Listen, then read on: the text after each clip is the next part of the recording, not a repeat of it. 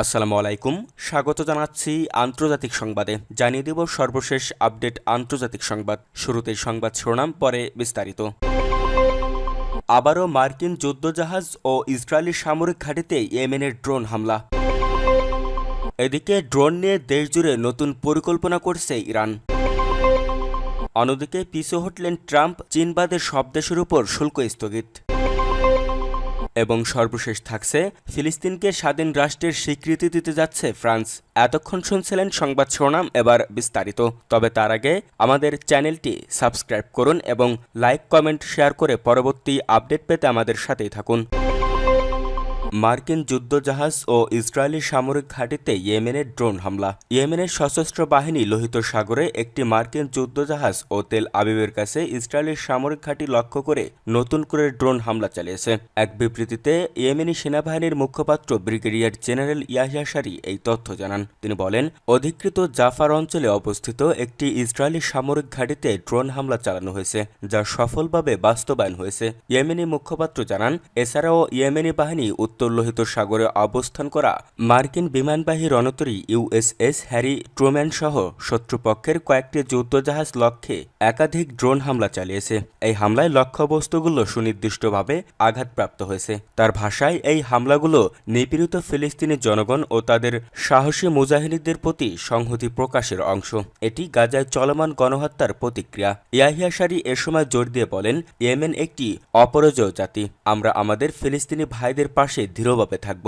Yemeni মুখপাত্রের ভাষায়, Yemen কখনো American আগ্রাসনের কাছে আত্মসমর্পণ করবে না এবং ইসরায়েলি আগ্রাসন বন্ধ না হওয়া পর্যন্ত ও গাজার অবরোধ প্রত্যাহার না হওয়া পর্যন্ত অভিযান চালিয়ে যাবে। তিনি আরও বলেন, আল্লাহর সহায়তায় আমরা লোহিত সাগর ও আরব সাগরে ইসরায়েলের জাহাজ চলাচল বন্ধ করে দেব।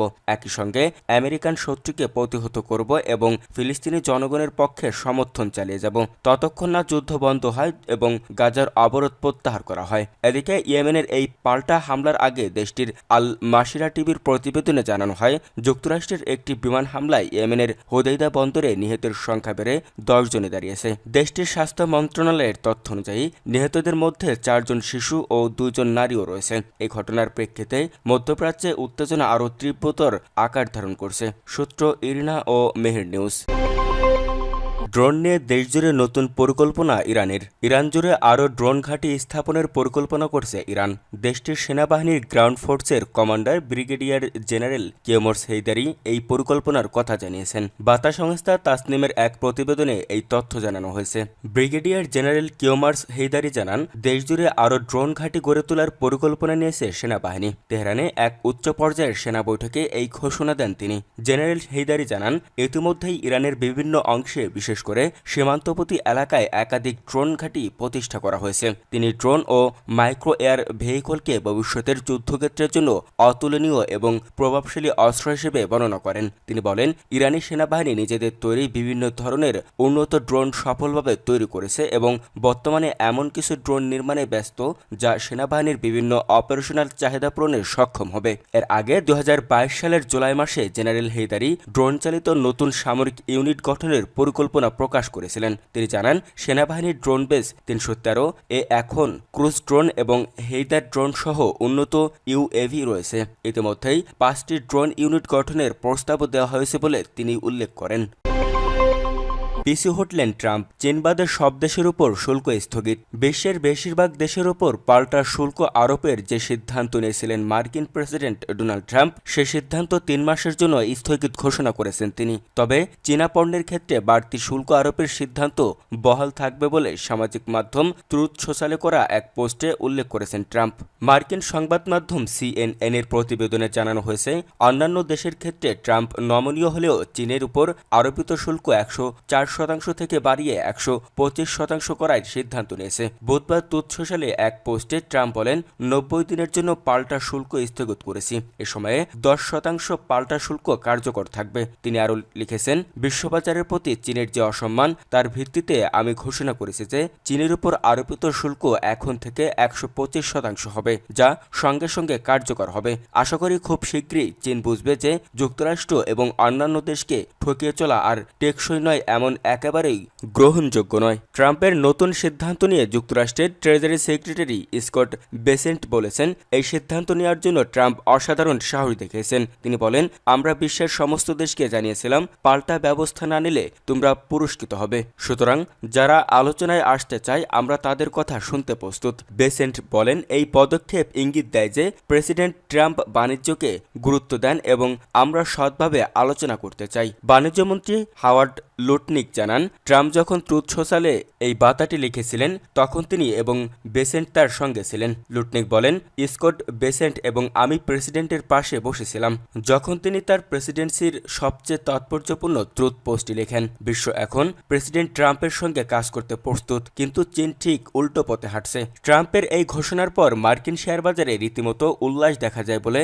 জানিয়েছেন CNN। ডাউস সূচক এক লাফে 2200 পয়েন্ট বা 5.9% বেড়ে গেছে।